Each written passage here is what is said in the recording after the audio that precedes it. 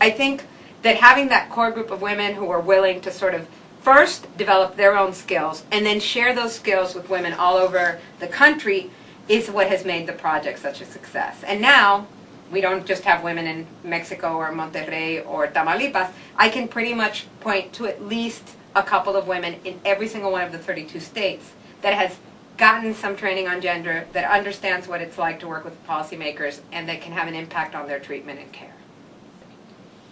I mean, I think we have a lot more women leaders. I think we have a more diverse group of women leaders who don't always agree, and that's wonderful.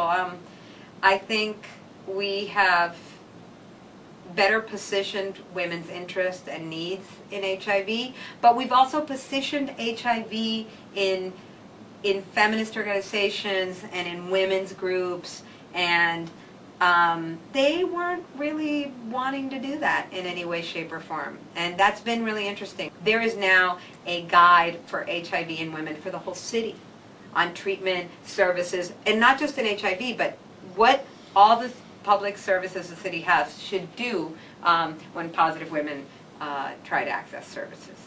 The results of our program, there are many and lots of first-time accomplishments, anywhere from the first women's workshop for women living with HIV in the region to the first peer-to-peer workshops, again implemented by women leaders in Oman, Saudi Arabia, Bahrain, Lebanon, Yemen, to the first small grants that were managed by and for people living with HIV.